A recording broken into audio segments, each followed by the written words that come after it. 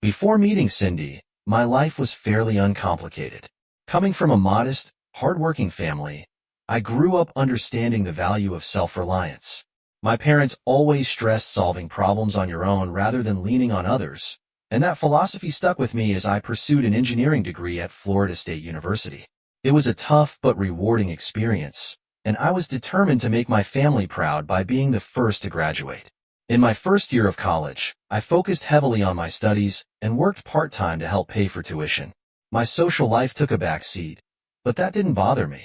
I always believed personal sacrifice was part of achieving success. Then, in my second semester, everything shifted when I met Cindy. Little did I know this chance encounter would change the course of my life. Cindy and I met during a political science class project. From the moment I saw her, I couldn't imagine someone like her noticing me. At 5 feet 6 inches, with striking blonde hair and a curvy figure, she naturally attracted attention, especially from the athletes she casually dated. Some of them, but nothing seemed serious. My chance to get to know her came when our professor divided us into groups for a project, and Cindy ended up in mine.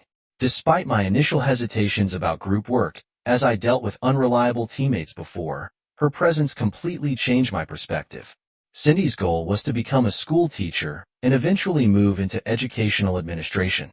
She explained that both of her parents had been teachers and later, principals, and many of their former students spoke highly of them. Inspired by this, she wanted to follow in their footsteps. Her parents had always taught her that learning something new each day was essential, and I fully agreed, as it mirrored the lessons my parents had instilled in me. My family owned a small farm and had 6 kids. My parents were always looking for ways to save money. My father believed it was better to solve problems yourself than to pay someone else to do it. Now in college, I was learning as much as I could from my professors, and also figuring out how to pay for tuition. My parents couldn't afford my education, so I chose engineering because I was good at math and science, and it seemed like a practical path to support myself. I worked part-time tutoring for the city, putting in about 20 hours a week. Although I still needed student loans, the job helped reduce them. I had dreams of designing beautiful buildings, but over time, I let go of that dream and pursued a new one.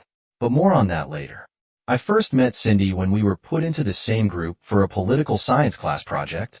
I had noticed her on the first day but never thought she would be interested in me. She was gorgeous, 5 and 6 in height, with a curvy figure and long, blonde hair.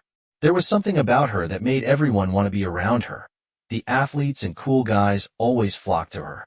She dated a few of them, but never seemed serious with anyone.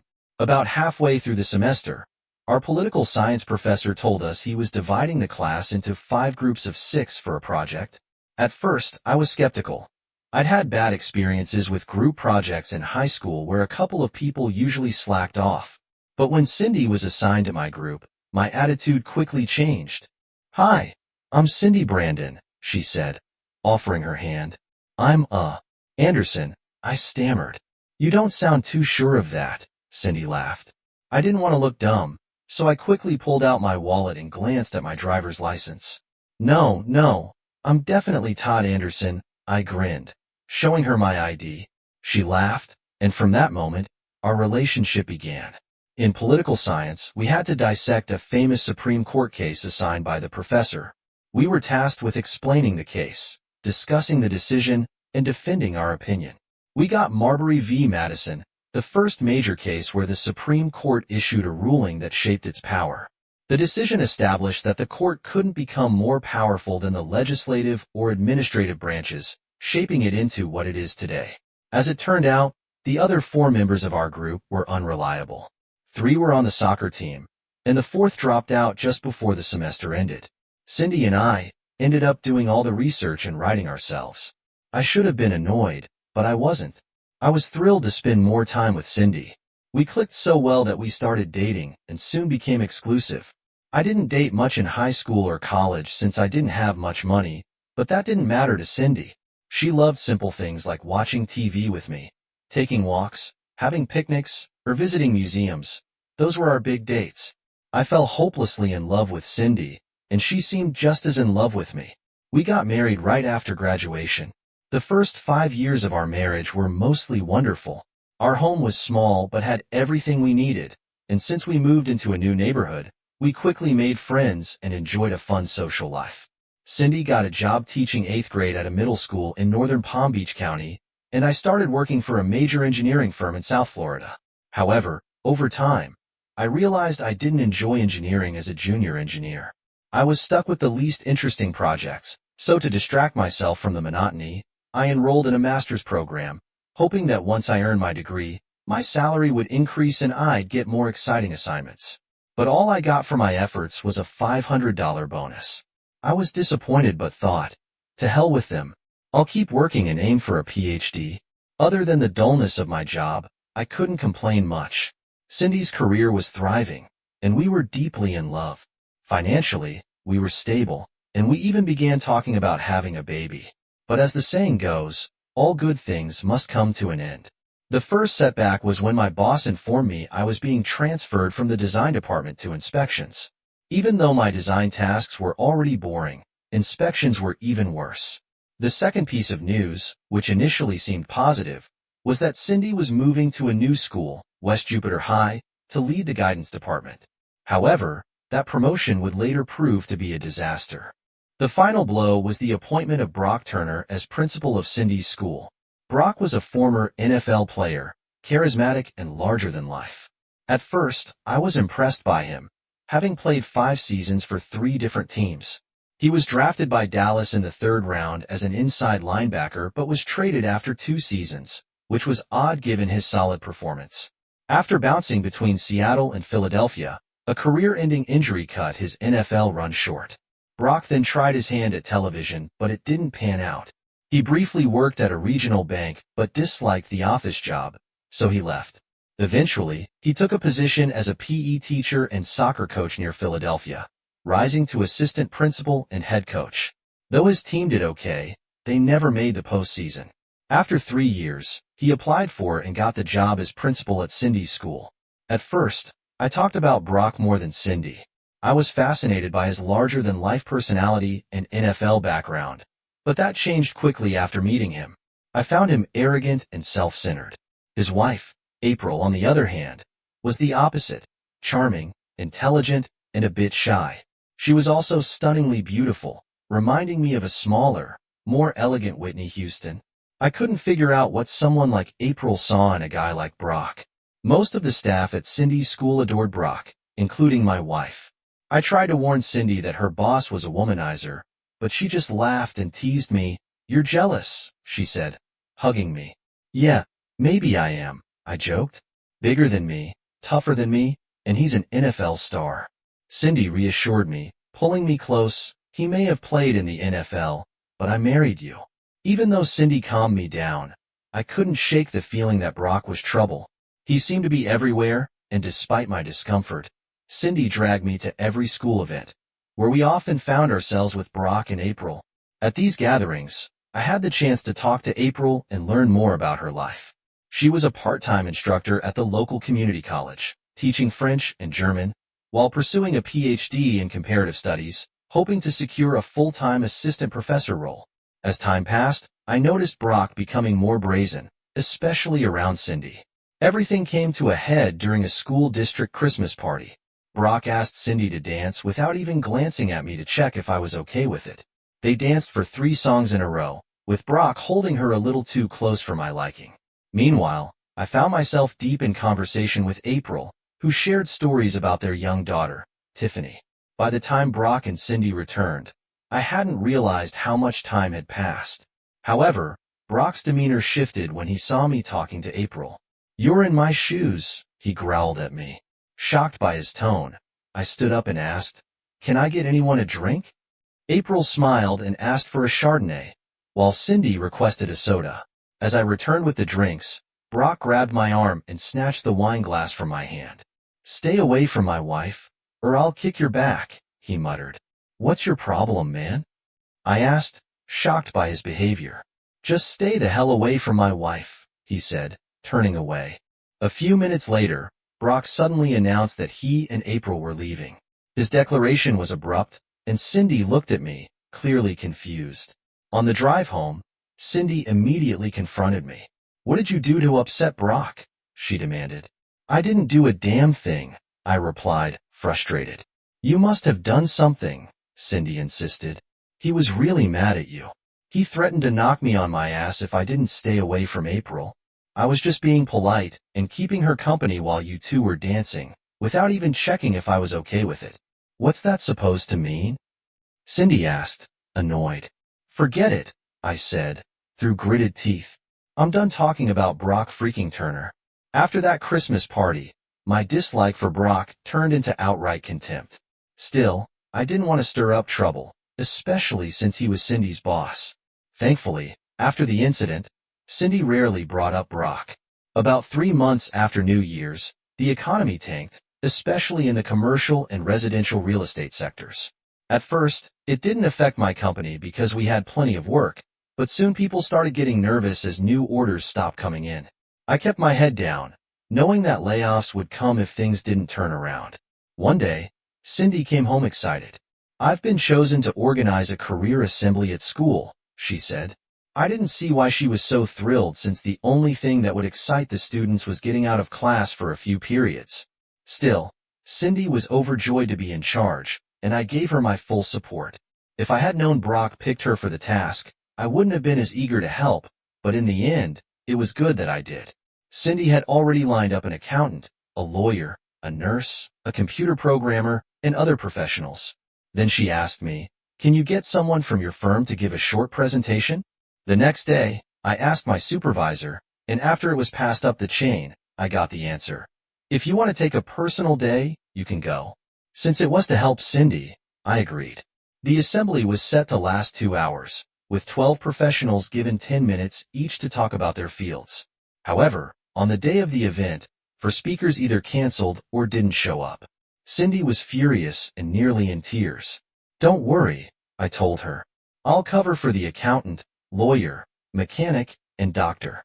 When my turn came, I kissed Cindy and reassured her, "Don't stress." As I walked onto the stage, I saw a crowd of high school students looking bored out of their minds. The only reason they hadn't left was that they'd have to go back to class.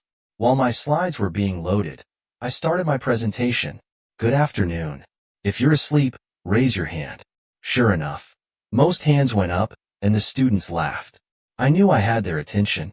I hope what I'm about to share interests you, but if not, at least it'll keep you out of class for a bit longer. The students clapped. Taking a deep breath, I began. "I'm an engineer, but I'm going to talk about 4 or 5 different professions. I'll also give you some tips on how to succeed in whatever you do, including how to finish high school with less stress." The students laughed again, but many sat up straighter. I was getting into a groove. You probably think engineers are all nerds, but that's not true. Let me tell you a story about how practical engineers are. I then told my story. One day, an engineering student was riding his new bike across campus. He ran into a friend, also an engineer, who said, "Nice bike. Where'd you get it?" "Well, the weirdest thing happened," said the first student. "A girl rode up to me, got off her bike, stripped off all her clothes, and told me I could take whatever I wanted." "Wow," said the second student. "Good call. Her clothes probably wouldn't have fit you anyway." I added, "As you can see, engineers are practical." The room erupted in laughter. I then moved on to my slideshow, featuring unique buildings and structures. One building had a roof shaped like a rolled-up carpet. Another, called the Crooked House, looked like it leaned in several directions at once. I even showed a building shaped like a giant picnic basket. At the end of the slides, I displayed a 9-story building with no name and asked, "Can anyone guess what's special about this building?" After a few guesses, I finally said, "You'll never figure it out. This is the largest brothel in Europe. It's 9 stories tall and located in Germany." In case you were wondering, the boys cheered, while the girls let out disgusted yucks at my comment.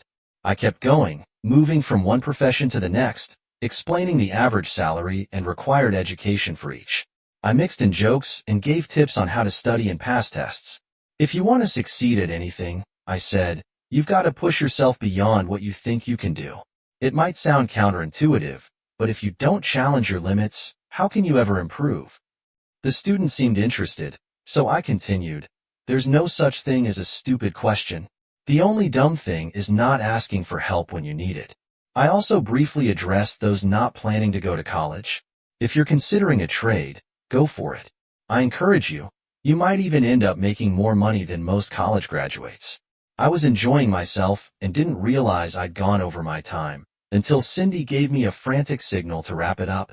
Nodding, I closed with one last piece of advice. As you go through life, each of you will have to give a public speech at some point. It's one of the biggest fears people have, sometimes even bigger than the fear of death. When that time comes, remember, stand up straight so people can see you, speak loudly so they can hear you, and keep it short so they can appreciate you. Thank you. You've been great. I finished. To my surprise, I got a standing ovation. Cindy kissed me, and Brock awkwardly patted my hand.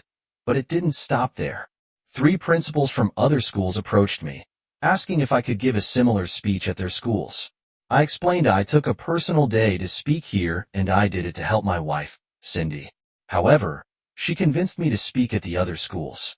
Each went well, and after the last one, at a high school in a poorer area, the principal offered me a teaching job. At the time, I felt on top of the world, but soon that feeling would fade. One Monday morning, my supervisor called me into his office. "We're making cuts," he said, "and unfortunately, your position is being eliminated." The severance package was fair, including 3 months' pay and health insurance, but when I told Cindy, her first reaction was, "Great. How are we going to pay the mortgage now?" I just stared at her and said, "Thanks for the encouragement." I grabbed a beer from the fridge and went to the den, where I started job hunting on the computer. A few minutes later, Cindy came in looking apologetic. "I'm sorry," she said. "I'm just scared we might lose the house." I kissed her forehead. "Don't worry, I've got 3 months of severance. I'll find something before it runs out." But as my severance ran out, I still hadn't found a job, and the pressure from Cindy kept building with each rejection. The tension at home grew, and I started feeling more like a failure. Then something happened that made things worse. Alan Latter, the vice principal at West Jupiter High, took a job in California and left in 2 weeks. Brock quickly promoted Cindy to take his place. From that moment on, I had to endure constant talk about how Mr. Turner was beloved by the students, praised by the teachers, and even being considered for deputy superintendent. My dislike for Brock hit its peak as my unemployment dragged into the 4th month. I couldn't shake the feeling that Cindy was losing respect for me. But then an unexpected opportunity came up one evening while watching the news. I saw a story about a new program aimed at recruiting teachers for low-income schools. The program focused on candidates' life experience rather than requiring a teaching certificate, though new hires would need to get certified within 2 years. The starting salary was $3,000 higher than normal for new teachers. Since I hadn't found work in my field, I decided to give it a shot. The next morning, I faxed my resume to the school board, and by noon, I had an interview set for the following day. I didn't tell Cindy because I didn't want to get her hopes up. The interview went well, and to my surprise, I got a job offer as soon as my resume hit the system. They found a video of one of my career day speeches, which fast-tracked my application. They offered me a job at Riviera High School, the worst-performing school in the district, located in the economically struggling Riviera Beach area. Despite the town's fancy name, it was anything but upscale.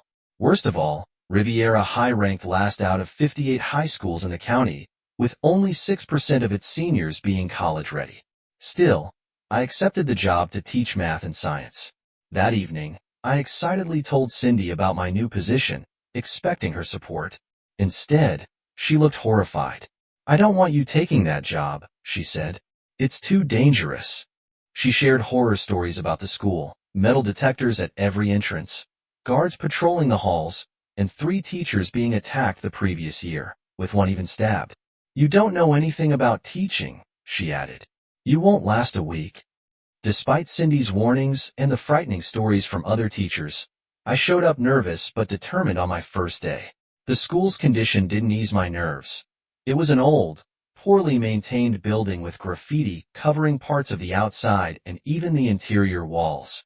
Students wandered the halls like they owned the place, and security guards were posted near every restroom. I decided to keep a low profile at first, avoiding conflict and focusing on simple math and science games.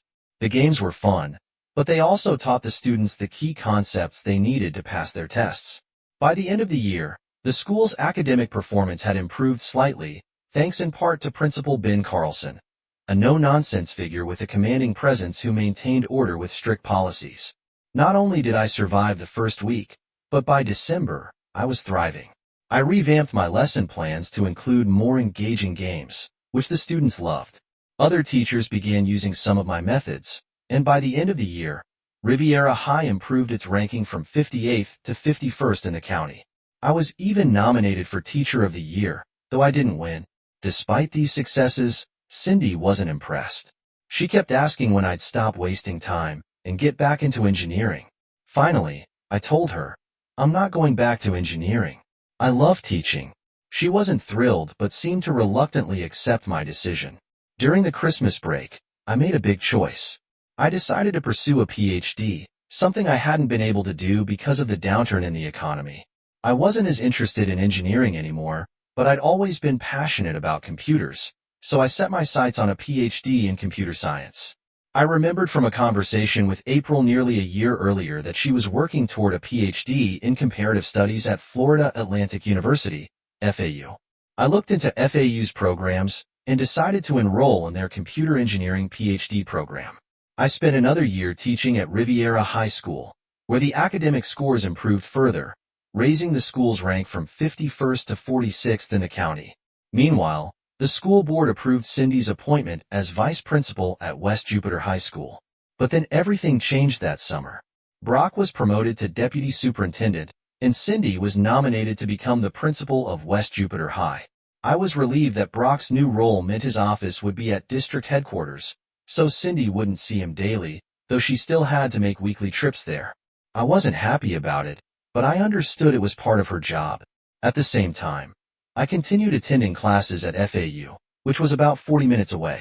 Since April also attended FAU, I offered to carpool with her. She thought it was a great idea, but when she told Brock, he became furious. He even called me, threatening, "If you ever drive my wife anywhere, I'll kick your ass." I didn't expect such hostility, but I was disappointed because I enjoyed talking with April during the commute. Despite Brock's jealousy, April and I became good friends over the months. We often grabbed coffee together during breaks between classes, most of the time joined by other classmates, but occasionally it was just the two of us. Our conversations grew deeper, covering everything from our studies to personal challenges. One evening after class, I was sitting in the cafeteria when April arrived with a few classmates. I had already bought her a coffee, knowing she'd be there soon. When she saw me, she smiled and said, "You didn't have to do that, Jacob." "No problem," I said with a grin. "I've been here for about 15 minutes, and I figured your class would be out soon." April sat down and took a sip of her coffee. "Your class ended early, yeah?" I replied. "The teacher got sick." April was quiet for a moment, then opened up. "I envy you, Jacob. I should be further along in my PhD by now, but Brock hasn't made it easy for me. Now he's pressuring me to have another baby in hopes of having a boy. But if I do, it'll set my PhD back by years. I wouldn't have a shot at landing a full-time position as an assistant professor." "What did you tell him?" I asked. "I told him I wouldn't have another baby until I got my doctorate," she said, glancing at her phone. He wasn't happy. "Damn, my phone's dead," she added. "I need to let Brock know I'm staying late to meet with my counselor." "Do you really think that's a good idea?" I asked carefully. April thought for a second, then sighed. "You're right. No point in poking the bear." She borrowed a phone from one of her classmates, Amy, and after a short call with Brock, she hung up, muttering, "Damn, everything okay?" "No," she said, frustrated. "His voicemail is full again. I've been telling him for days to clear it out, but he hasn't." "Need me to do anything?" I offered. April hesitated, then pulled out a note from her backpack. "Would you mind dropping this off at my house? Just tell Brock I tried to call but his voicemail is full, and I asked you to deliver it for this." Although I wasn't eager to visit Brock, I agreed, "Sure, I'll do it." As I turned onto Turner Street, where Brock lived, I was surprised to see Cindy's Volkswagen parked in his driveway. I couldn't think of any reason why Cindy would be there, and my mind started racing with unsettling possibilities. I parked on the street, feeling a growing sense of unease. I tried to convince myself there was a logical explanation for Cindy being there, but nothing reasonable came to mind. I decided to take a look around the house. The lights were on downstairs, and most of the windows didn't have curtains drawn. I slowly made my way to the side of the house and peeked into the first window. It was the living room, but no one was there. The next room I checked was the kitchen, which was also empty. However, when I rounded the back of the house, I found a window with partially open curtains. What I saw inside shook me to my core. Brock and my wife, Cindy, were in an embrace that left no doubt about what was going on in that moment. I had the presence of mind to pull out my phone and start recording.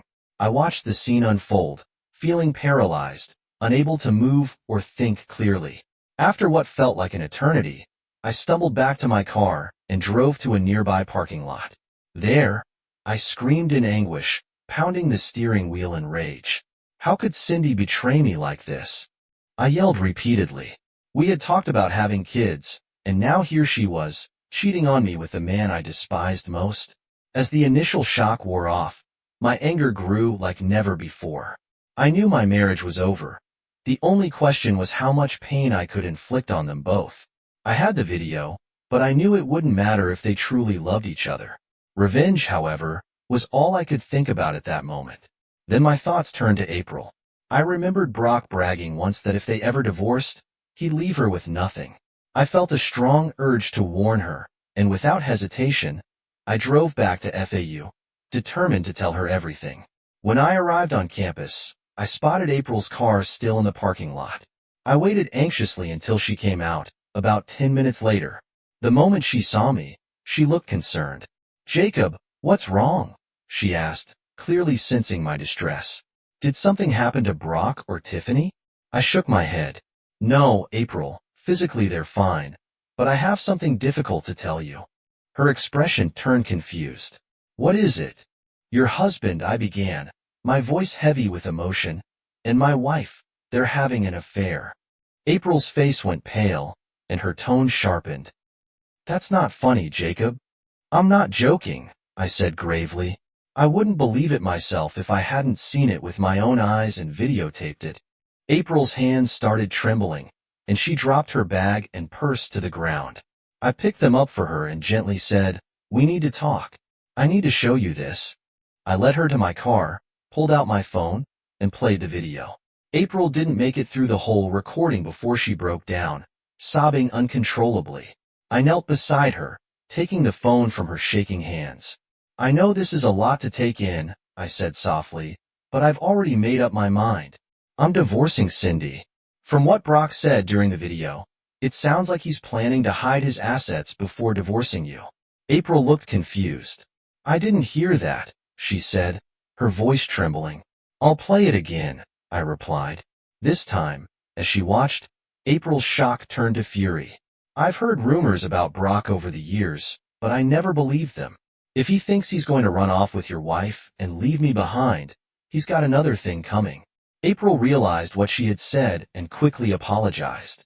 "I'm sorry for that comment about your wife," she said. "It's okay," I replied, after making sure April was okay with going home. I sent her a copy of the video, then I headed home myself. By the time I got there, Cindy was either asleep or pretending to be. I didn't care. I went to the den, turned on my computer, and started planning the end of my marriage. The next day, after Cindy left around 8:30 a.m., I'd already showered and was ready to sort out our finances before heading out. I found a divorce attorney online and scheduled an appointment for the following day. Cindy and I didn't have many assets. Our house had little equity, so it would either be sold or she could buy me out. We had joint accounts totaling about $75,000 and 2 retirement accounts.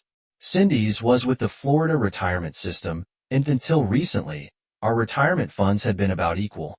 I figured splitting everything would be straightforward, but I'd have to wait until I talked to the attorney. I already knew Florida was a no-fault state, so the video wouldn't help legally, but it might pressure Cindy to sign the divorce papers if she wanted to fight. By 10 a.m., I had packed up what I could and started looking for an apartment. I found a studio in Lake Park and rented it. Afterward, I went home to finish packing my belongings. Around 2 o'clock in the afternoon, I realized the studio wouldn't hold all my stuff, so I rented a nearby storage unit. If Cindy noticed my things were disappearing, she didn't say a word. I stayed in the den, preparing for a potential new job. I slept on the couch, while Cindy left the house before I woke up the next day. The next day, I met with the divorce attorney, Alicia Smithson. She was a non-nonsense woman who didn't tolerate excuses. After I explained what was happening and showed her the video, she confirmed that the footage wouldn't help in court. She also warned me not to post it online, saying I could face legal trouble if I did. That evening, I waited for Cindy to come home, wanting to confront her. She rushed in around 9 p.m. and brushed past me as I sat in the living room. "Cindy, we need to talk," I called out. "I'm tired and I want a shower," she said, heading upstairs. "I need to talk to you right now," I shouted, which made her freeze at the foot of the stairs. She turned and demanded, "What the hell are you talking about? Come here, and I'll show you," I said, standing up. Cindy cautiously walked to the living room.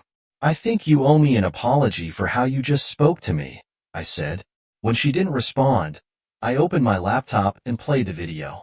She only watched a few seconds before slamming the lid shut. "I guess now that you found out, I don't have to hide it anymore," Cindy said without a trace of remorse. I chuckled.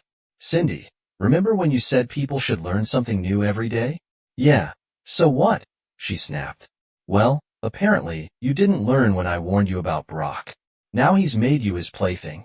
"There's no need to be so blunt, Cindy," she said angrily. "I know it hurts your ego, but a better man took me from you. I was hoping we could part as friends." I laughed out loud. "Since you refuse to see the truth, you're on your own. I've already rented an apartment and moved most of my things there. You can stay in this house until the divorce. It'll either be sold, or you can buy me out. You'll be served with papers at work on Friday."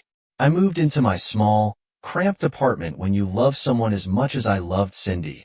It's devastating. The first couple of days, I could barely get out of bed, only forcing myself up to use the bathroom or find something to eat. Thankfully, it was summer, and I didn't have anywhere to be. My mind was consumed with thoughts of how to get back at them both, but I couldn't think of anything. By the third day, I forced myself to get up, take a shower, and go grocery shopping. When I got back, I turned on the small TV in the kitchen, and a celebrity scandal show immediately caught my attention.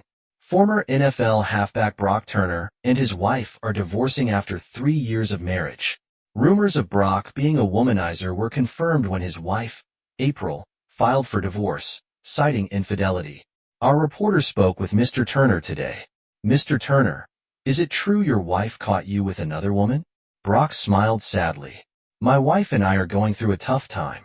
We're working through a misunderstanding, and we'd appreciate privacy as we try to strengthen our marriage." I didn't feel much satisfaction. I hadn't spoken to April since finding out what her husband was doing with my wife. It seemed unfair that Brock had ruined my marriage, and for all I knew, he and April were reconciling. I felt anger and sadness again. But when the phone rang, fear set in. Before I could say hello, Brock started, "Listen, fool. I know you're the one who took those pictures of me with my promiscuous wife. Just so you know, I'm living in your house and entertaining her. Watch the 6 o'clock news tonight, because your A is grass." I was shocked Brock had called me, but it didn't take a genius to figure out I'd made the video. As intimidating as he was, I wasn't going to let him know he scared me. "Well, you're in luck because Cindy will soon be my ex-wife," I said, with more confidence than I felt. "And if you're living there, I guess you didn't resolve that misunderstanding. Just watch the 6 o'clock news. You won't be so smug after that." He snapped before hanging up. I wondered what Brock could possibly do to me and turned on the local news. At around 10 minutes in, the anchor announced, Palm Beach County Superintendent Sish Crawford resigned today to take a position with the Department of Education. Deputy Superintendent Brock Turner has been named interim superintendent, with speculation that the position will be offered to him permanently. A cold fear gripped me. Now I understood what Brock meant. He was my boss's superintendent, and he could make my life miserable, or worse, set me up for some scandal. I needed to get out from under his control. At first, I considered quitting and going back to engineering, but the economy was just starting to improve, and I needed income to pay my bills. My divorce attorney, Cindy's lawyer, made outrageous demands like insisting I buy out half her share of the house for $50,000.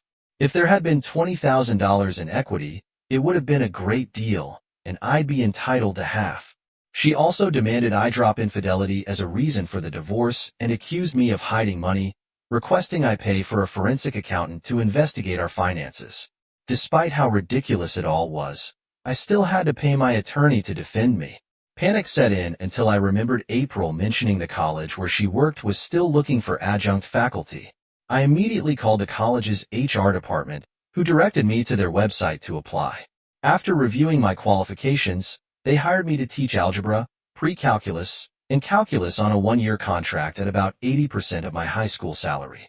Teaching at the college turned out to be much more rewarding than high school. At the high school, it always felt like I was trying to come up with new ways to engage students who didn't care about their futures.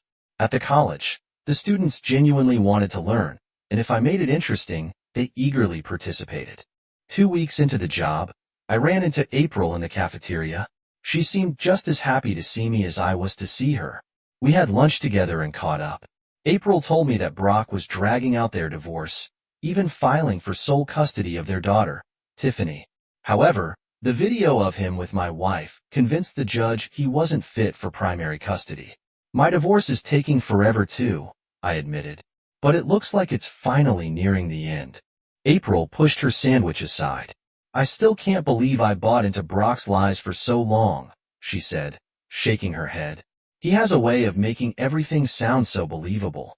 He must be one hell of a talker to convince my wife to get involved with him. I said bitterly, Cindy always said people should learn something new every day. I could have done without that lesson. April squeezed my hand. I'm so sorry this happened to you, Todd. You're one of the kindest people I know. From that day, April and I started having lunch together regularly, which eventually led to dinners and other dates. I found myself falling for her, but I didn't want to risk ruining our friendship. Still, I wanted more. One day, over lunch, I took a chance. There's a circus in town this weekend, I said casually. I was thinking of going. I was planning to take Tiffany, but she might not be up for it. April replied, she still doesn't understand why her daddy doesn't want to see her. He told me that if I go through with the divorce, he'll pay child support but won't have anything to do with her. No offense, but Brock is a Class A idiot, I said with venom, then smiled gently. But if you want to go, I'm sure the two of us can talk a 4-year-old into it. The day at the circus was a huge success. There wasn't just the circus, there was also a small fair.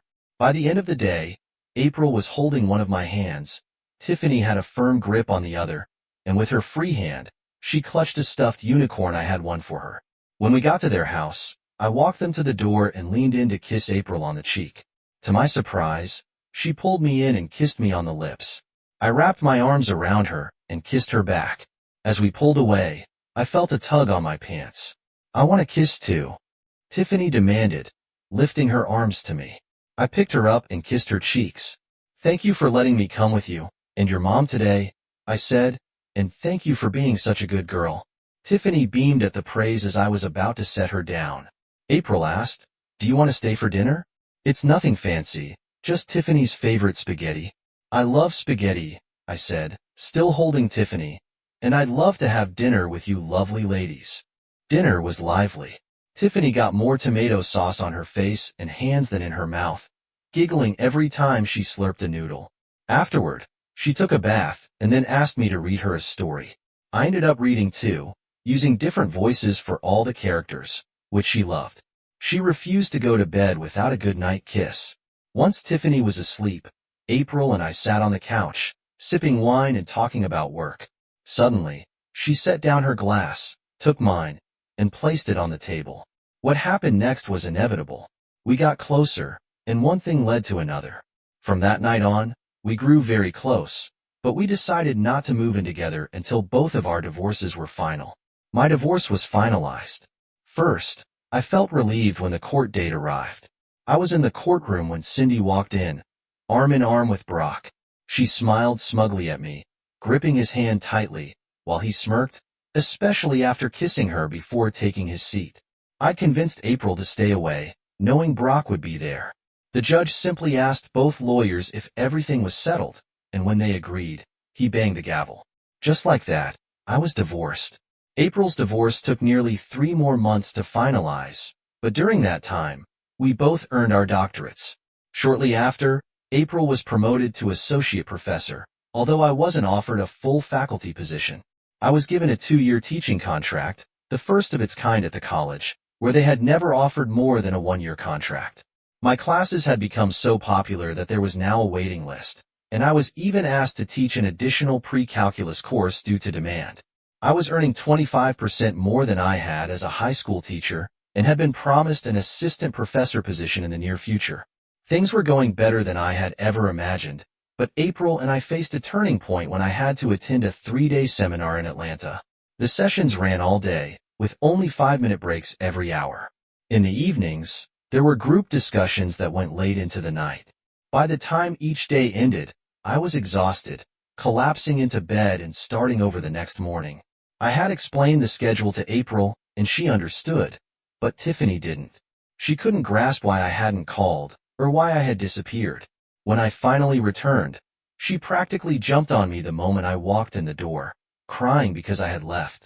I tried to explain where I had been, but she didn't calm down until I gave her a pink stuffed dragon I had brought back for her.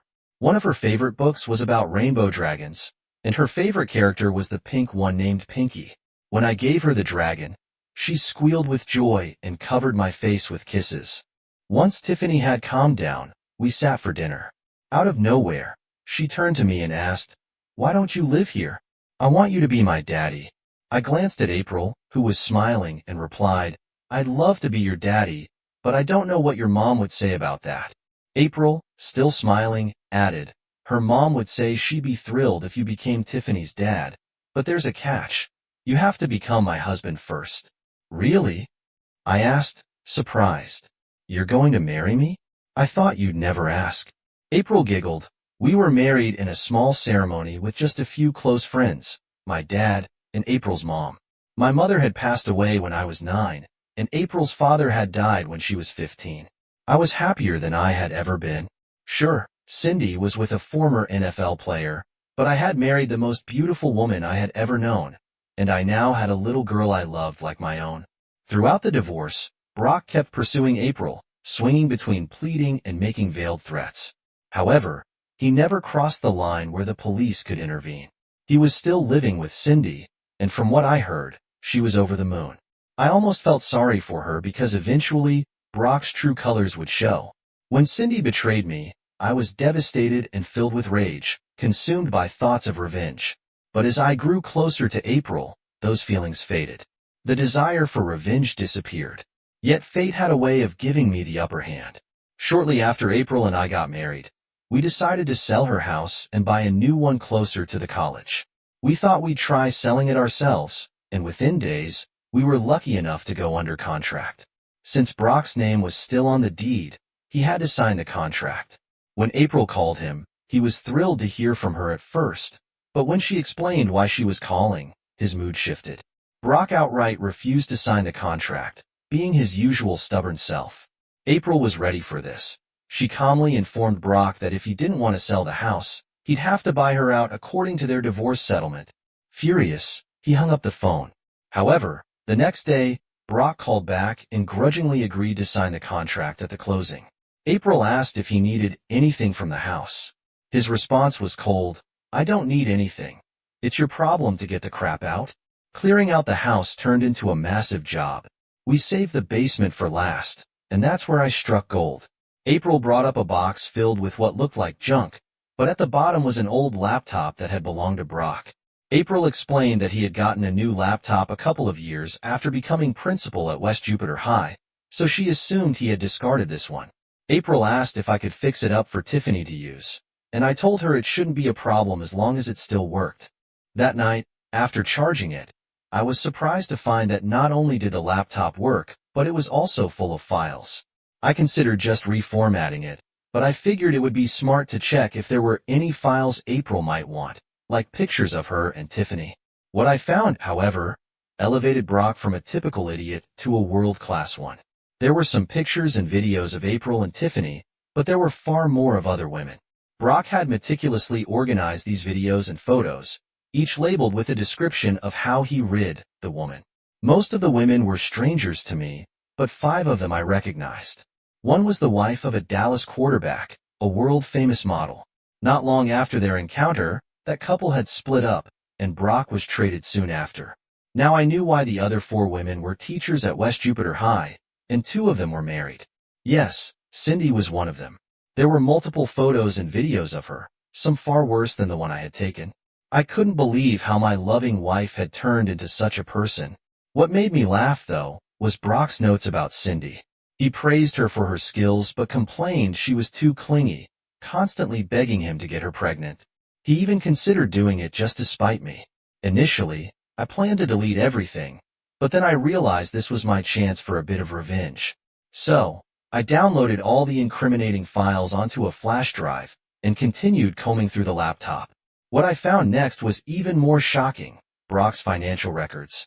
He hadn't disclosed all his assets during the divorce. He had accounts in the Cayman Islands and in California that weren't mentioned in the court documents. After going through the rest of the files, I called April over.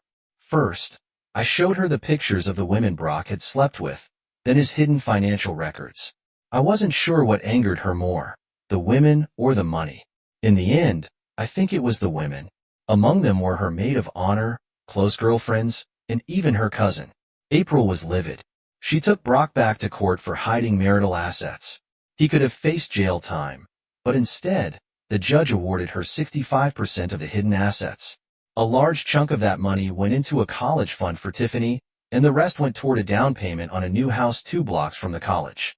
With the divorce settlement and my minimal living expenses, I was able to save a decent amount. Combined with what I got for my divorce, I matched April's down payment on the new house. As for Brock's treasure trove of incriminating files, I hadn't yet decided what to do with his top 10 entertainment picks, but I kept the flash drive, waiting for the right moment. That moment came during a college fair at the convention center in West Palm Beach. I was one of the speakers, and April had canceled her classes to join me. The event featured around 40 colleges with high school students from all over the area, bustling in to meet with representatives. There were also seminars on applying to college, choosing majors, and academic success. I was sitting with our college rep when I heard a voice that made my blood boil. "Brock Turner, look over here, Cindy," he said, smirking. "There's your loser ex-husband." "That's funny, Brock," I replied with a forced smile, "because that's exactly what your ex-wife says about you." "You're such an a-hole, Todd," Brock spat, his face reddening. "You're lucky I don't ignore him, Brock," Cindy interrupted, taking his hand.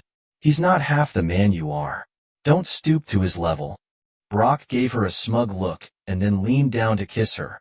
She melted into his embrace, and when they pulled apart, he shot me a victorious grin. That's when I made my decision. As they turned to leave, I called out to Cindy, "Cindy, I found some pictures of you on an old computer. Thought you might want them. You always said people should learn something new every day." I handed her the flash drive. She muttered a quick thank you, unaware of what she now held. April had witnessed the entire exchange. She walked over to me, wrapped her arms around me, and kissed me softly. "I'm sorry I've been gone so long, honey," she said sweetly. "What the hell, Brock?" he blurted out, his face a mix of confusion and fury. His expression worsened when he noticed April's pregnant belly. "Oh, hi, Brock," April greeted him mockingly. "Catching up with my husband?" Brock stepped toward me but quickly thought better of it as a guard walked by. He muttered something under his breath and stormed off, with Cindy glancing back at me several times, looking worried. That night, as April and I lay in bed, I gently rubbed lotion on her growing belly while we half listened to the news. We weren't paying much attention until the newscaster started a new story. The police were called to Superintendent Brock Turner's home this evening. While details are still emerging, it appears Mr. Turner sustained a non-life-threatening stab wound. His girlfriend, Cindy Albee, has been taken into custody. I looked at April with a grin. "I guess Cindy learned something new today."